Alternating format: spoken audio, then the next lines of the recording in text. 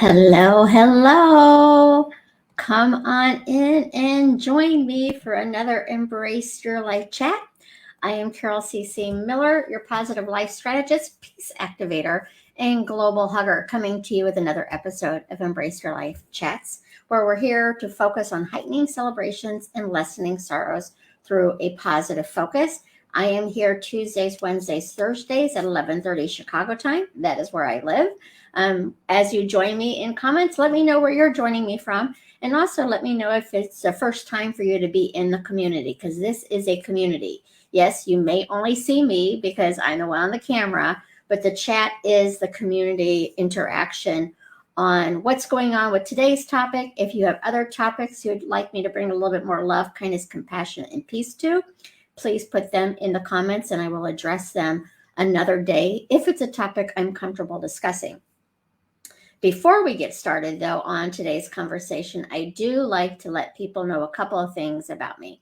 One is I am not an absolutist. I'm not a big fan of the words always, never, right, wrong, good, or bad. And I like to look at the world as the majority of the time. There are 7 billion people, so I can't begin to say what is right for 7 billion people. What I can do is focus on, for me and the people I work with, on the majority of the time. So 0 being always negative, 100 being always positive. I don't know anybody at 0, and I don't know anybody at 100.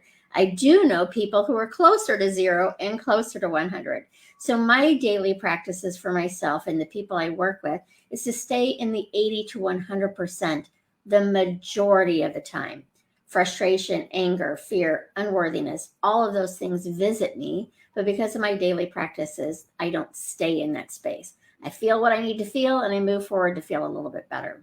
Secondly, I'm a coach. I love supporting people in growing their best life, whatever it looks like to them. I'm not a counselor, nor am I a therapist. And sometimes to live your best life, counseling and therapy are important in your growth and in your journey into living that. Today's topic may be one of them, that if it is something that is really a struggle for you, I would encourage you to seek out counseling and therapy to be able to assist you with it. So I'm going to give you some tips and tools on what has worked for me or other people that I know. But if it's something that has really got your grip and it's something that you lead with more than it just happens every now and then, I do encourage you to seek some support to lessen its power over you. It's not a right or wrong. It's just where you are and where you want to be the majority of the time. So let me quickly check and see who is in comments, and then we're going to get to today's topic. Hey, Vicki, good to see you here. Sunny South Florida. I'm not sure who is that. I don't know. Maybe I bet that's Justin, because it's probably part of my Embrace Your Life community, which you can join. It's a free group. It's small, so it's much easier for me to see if you have questions or comments. So I'm going to put a link in that gives you the opportunity to see a variety of links of reaching out for me. Hey, Kate, good to see you here. Kate has a new book coming out soon. I'm so excited for her. So today's topic I wanted to get into, and if you're new to my Embrace Your Life chats, if I'm solo, I usually choose a word to discuss, define it, come up with tips on using it, and then affirmations around that word too. I'm a big believer in affirmations. I use them in my own practice. I start my morning with affirmations and I end my evening with affirmations. And then I use them throughout the day too. So what today we're going to talk about, and it was a community member brought it up last week, and I wish I would have wrote down who brought it up. I tried to do that, but I did not do it this time. But a community member asked how to control anger. So before we get into the discussion, again, I want to remind you, it's the majority of the time. Anger is not wrong. Frustration is not wrong. Fear is not wrong. Disappointment. All of those are normal things that we experience in this big, beautiful, and messy world we live in. It's how long you stay there, and is it running your life, or are you running your life and you're aware of how you feel? So that's the importance for the work that I do. Of course, if that's not what works for you, that's okay too. But I'm going to define the word first. In anger, please, let me see here. Anger, a strong feeling of displeasure, a threatening or violent appearance or state. So again, a strong feeling of displeasure, a threatening or violent appearance or state.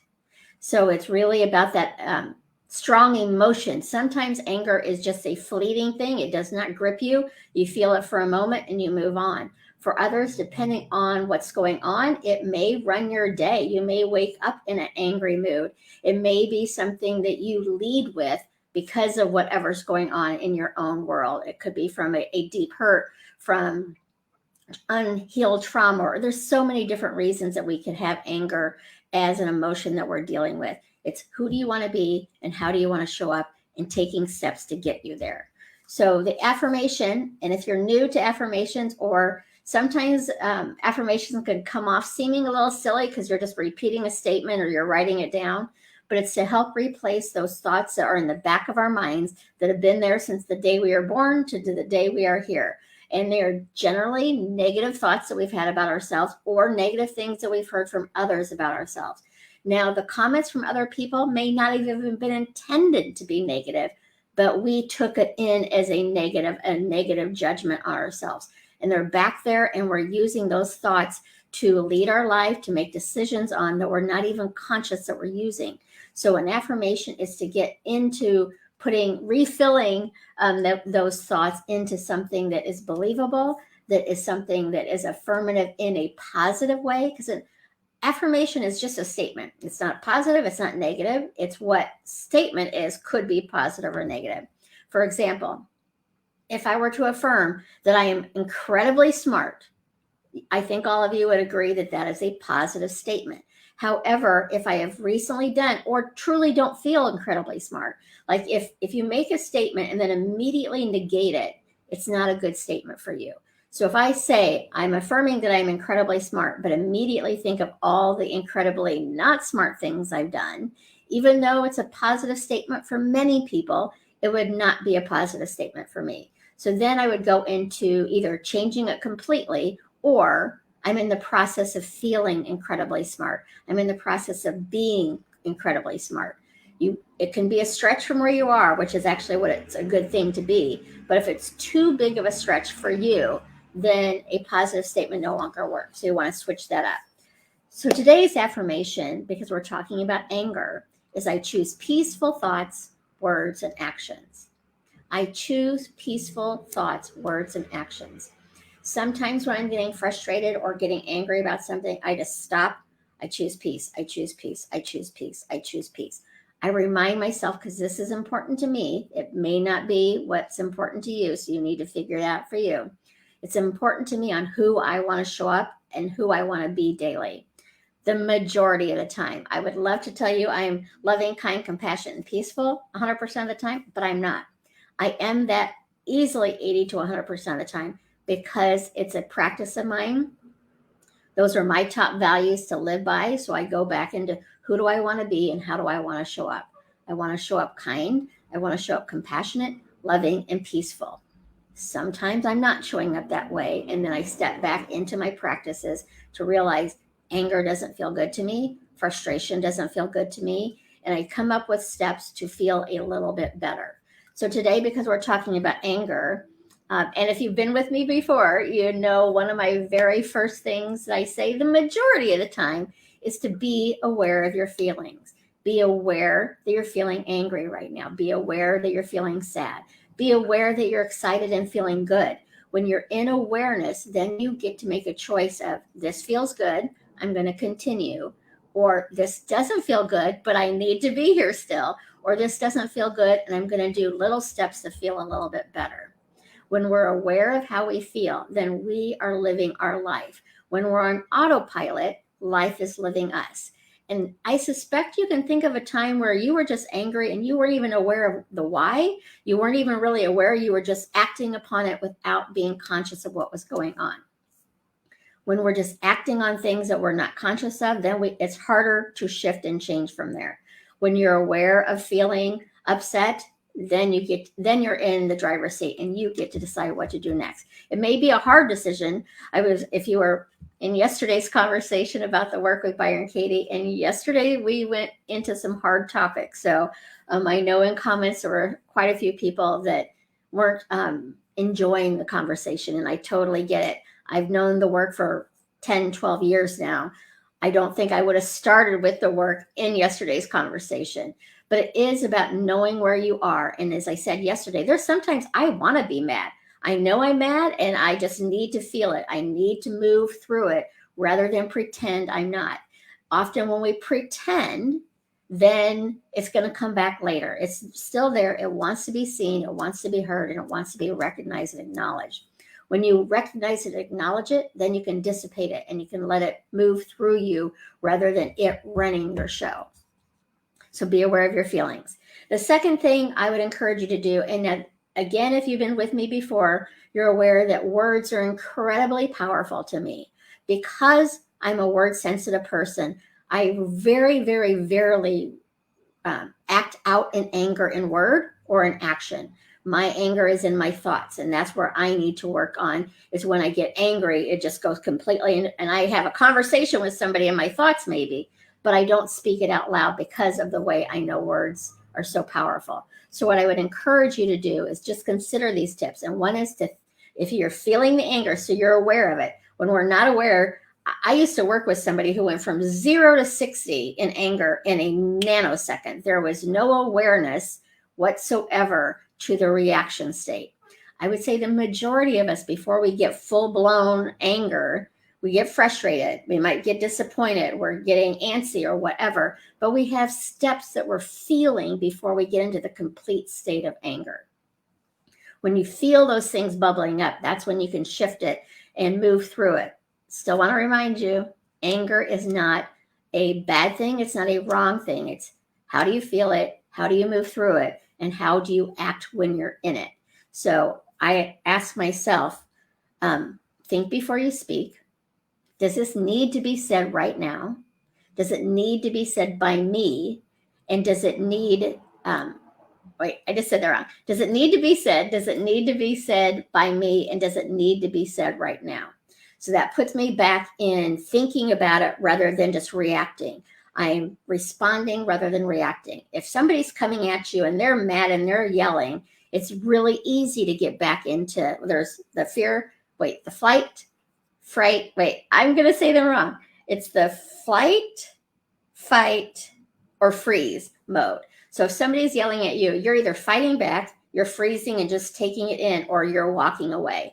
So it's whatever is going to work for you. But I encourage you to be aware of how you're responding instead of reacting to what they're bringing to you, to step with inside yourself. It might be you need to remove yourself from the situation. It might be you just listen, and it might be that you speak up in that moment for yourself. You kind of need to know your audience to know what you're able to say and how it's going to come across. But when you know that, so does it need to be said now? Do I need to be the one to say it? And go from there. So you've gotten into that space of knowing you're aware of what's going on. So now what I want you to do is, because if you're aware, if you're not aware, these tips aren't really going to be helpful for you. But the more that you start noticing that I'm angry, then you're in awareness. It's kind of like when I start working with somebody new for the first time and we're talking about their negative self-talk or their negative comments or whatever. It's just to be aware of them. It's not to make a judgment on them. But when you're aware of what's going on, when you're aware of your feelings, then you can shift from there. So I want you to shift your focus. Right now you're angry. And listen, there's many, many real reasons to be angry. Either world issues, something going on in your personal life. So again, anger isn't wrong. It's what do you want to do with it and how do you want to move through it? So now that you're aware and you're going to shift your focus, you're not going to ignore it necessarily, but I want you to come back in your body where you're in control of your emotion rather than your emotions controlling you. So do some deep breathing. To inhale, count of 4, hold for a count of 4, exhale for a count of 4, hold for a count of 4. Do that 3 to 5 times, and that's going to help recenter you. It's going to bring you back into being aware of your feelings and being able to focus on what you want to do, who you want to show up, and how you want to be. Maybe take some time out, depending on what's going on that has made you angry. It may not even be a specific person. Maybe your office mate is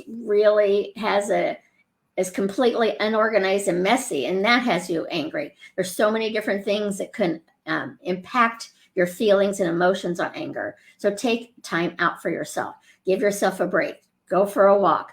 Listen to some good music, dance, do something to refuel your heart rather than refueling the hurt in your head that is got you in the state of being angry or frustrated right now. And music is definitely one of my go-tos on lifting my mood up from anything. Like if I'm sad, if I'm frustrated, if I'm angry, music is definitely a go-to for me. I have playlists on music that's joyful type music that makes me happier. And now that you've recentered yourself, you've done these steps to get out of the initial reaction to anger, I want you to get curious about it for a moment. What is it about that person, that experience, yourself, that got you into the angry state to begin with? What is it that made you mad? Is it something that was really triggered something within you? Or is it something that the action from the exterior, the other person, the other experience is causing within you? So I really would encourage you to get curious to see what made you mad. And then decide from there. So now you know, okay, this is hitting, and this is for me, a lot of it. So a lot of the times I don't even have to have a conversation with the person who has upset me, because I know it's an inner thing that I need to work on to figure out why did I react in that fashion to that. Sometimes it is a conversation I need to have. So it's really about determining, is this something that I need to bring up, or is this something that I can work on for myself, with myself, to release it? It is not meaning to be a doormat for people to say mean things and treat you poorly. It's about knowing the audience and knowing what you need to move through your day with a little bit more grace and ease, and to release it from your body. So I would also encourage you to write it down, every single thing. Don't hold back, and be truthful on what made you angry. If in that you need to say, you did this to me or whatever, write it down, shred it, journal about it, and get it out that way rather than getting it out to them in an angry way. I don't know about you, but when people come at me angry, and I'm super grateful that rarely happens anymore, I have shut down. I've gone into defensive mode. I'm not even hearing what they're saying. And they may have some valid points of something I've done to hurt them or disappoint them. But because they're coming at me in a aggressive, angry way, I'm not listening. I'm defending myself. I've shut down. So when you do want to discuss this with someone who has angered you or has hurt your feelings or whatever, I encourage you to come from an I feeling mode rather than you did this to me. I feel this way. And like trying to think of an example.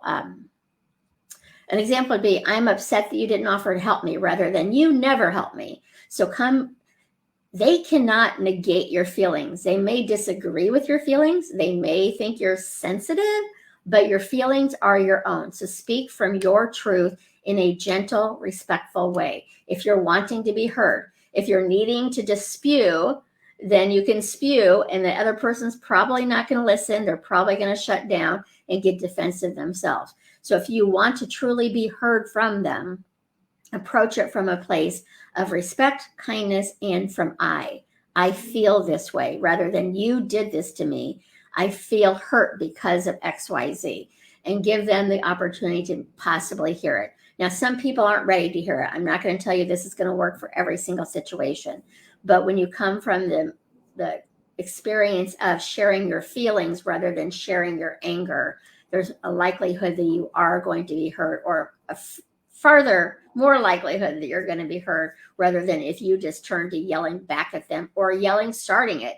Like I don't know the person who asked about this last week. It sounded like to me, and again, it was just a quick, how do you control anger? So if somebody's asking me about controlling anger, then I feel like they probably come from anger more than not. Remember, we're talking here in my work, the majority of the time, I do get angry. I do get sad. I do get frustrated. But the majority of the time, I'm in a space of love, kindness, compassion, and peace. So it's, who do you want to be and how do you want to show up?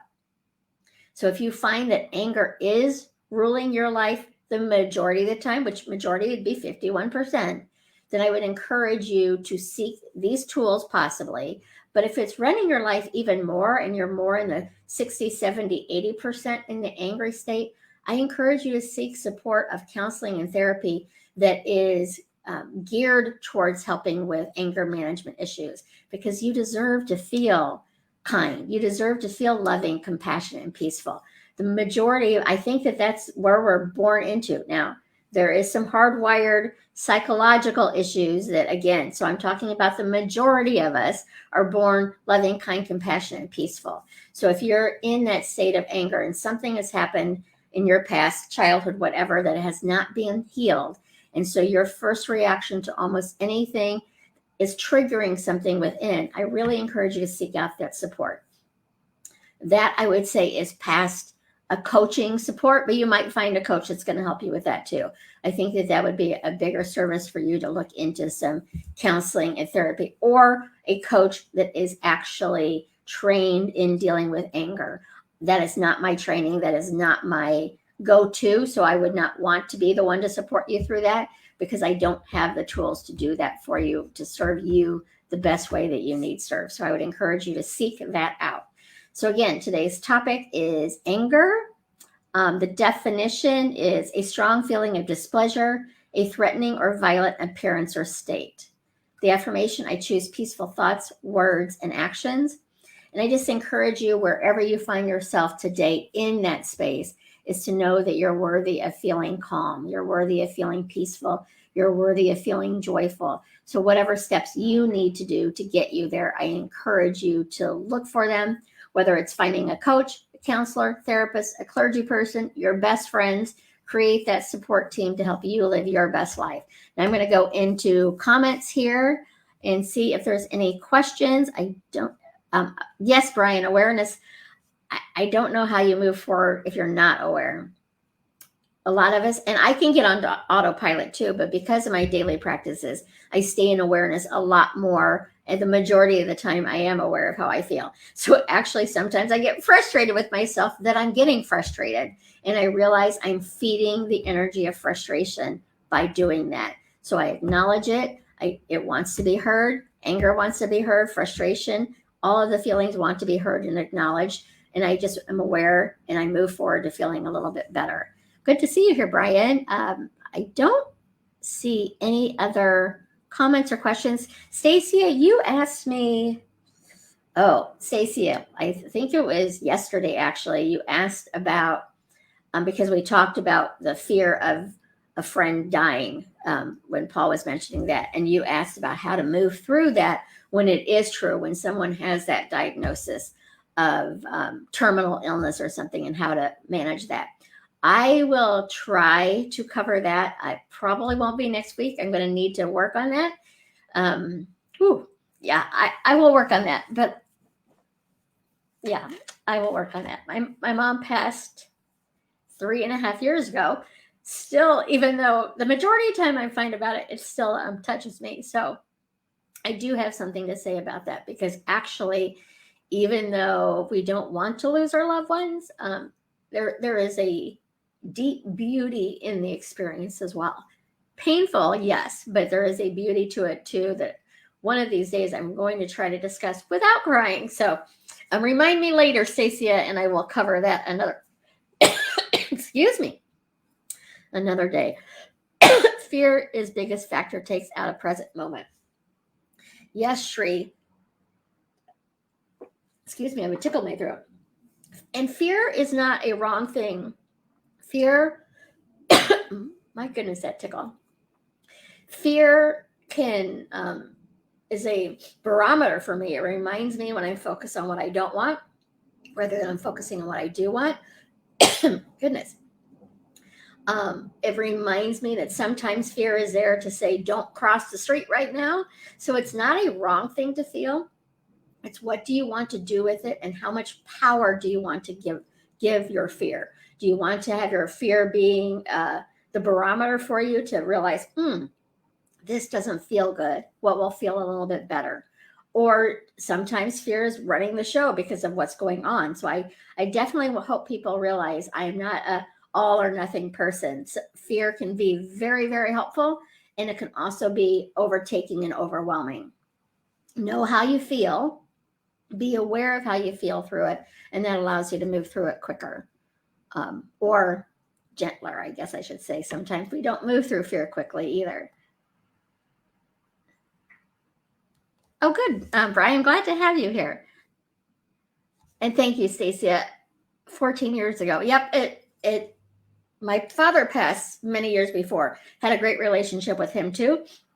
For some reason, I don't tear up, and maybe it's because it was so long ago, but I don't tear up nearly as much with my father as I do my mom. So, but tears are also healing and healthy. It's just if I go into the ugly cry, then I can't talk anymore and do any kind of work to support you in living your best life. So please know when I stop a conversation because I'm tearing up, I hope that does not mean you should stop your tears from whatever has you sad, because tears are very healthy. Matter of fact, something I learned many years ago from one of my mentors, Denise Lynn, and several others have said that since, that I had never thought about before. When I worked events and working Denise Lynn's events, she does a lot of healing work for people. And so she did not want Kleenex shown in the room, only because it tends to signify not to cry.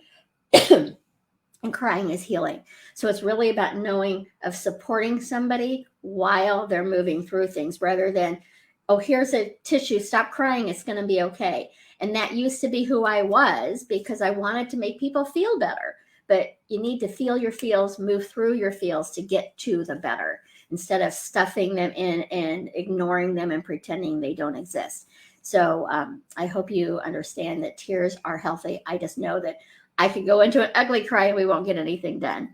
Okay, Shri, how to navigate long, drawn-out battle of divorce, not knowing what will happen and letting go of what other people like your spouse do, or what will happen to the kids. Shri, I will cover that in some facet.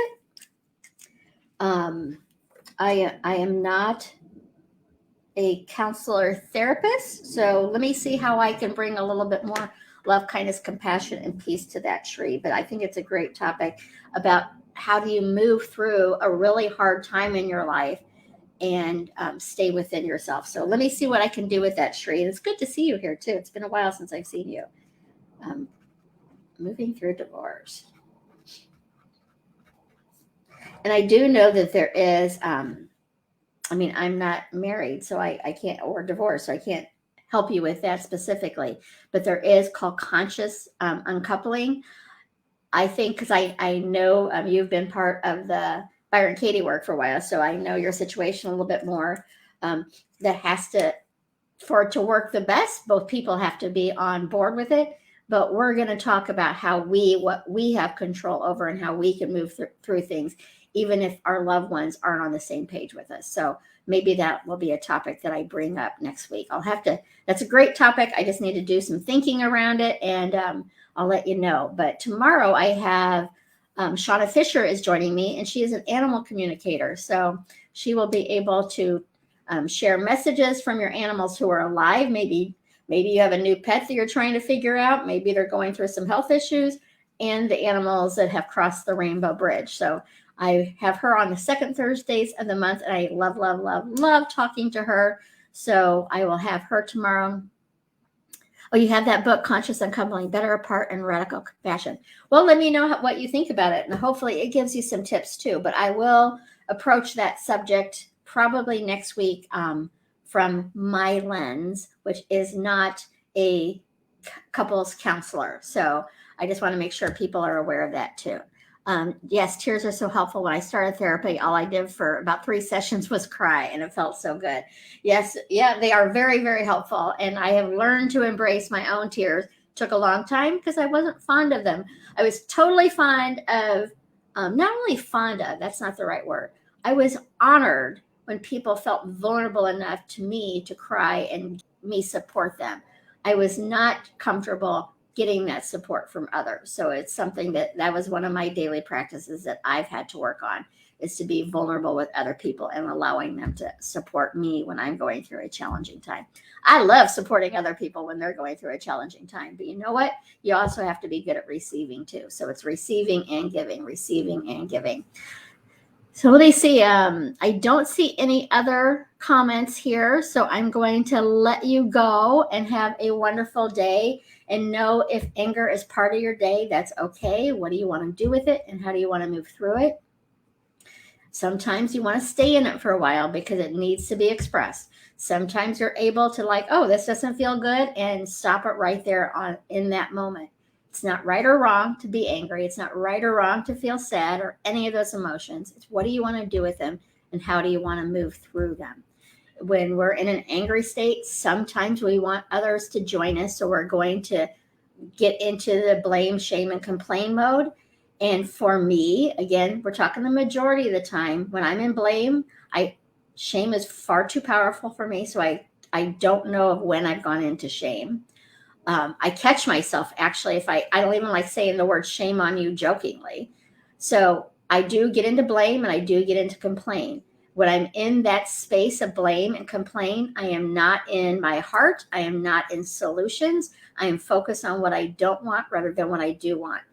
Feel it and then move forward into feeling better. And feeling better is solutions. Feeling better is going back into your heart rather than your hurt. So it's not an all or nothing situation. It really is about feeling your feels and moving forward. I think I've covered it all as far as today's conversation on anger. I sure wish I would have written down the name of the person who felt that. And I kind of feel like I possibly didn't even go live on Positive Focus for some reason today, but we will see. The system I use allows me to go live in 3 places, and I'll see when I close out if it did go live other places. So have a wonderful day. Remember, you matter. You matter to me. You matter to the world. And most importantly, you matter to you. So come back tomorrow and join me with Shauna, and we'll be talking about our furry house pets, our furry loves of our lives. And then next week, we'll be having some more conversations around, I'm not sure what yet, but it'll be things to heighten celebrations and lessen sorrows through a positive focus. Have a wonderful day. Talk to you soon. So long for now.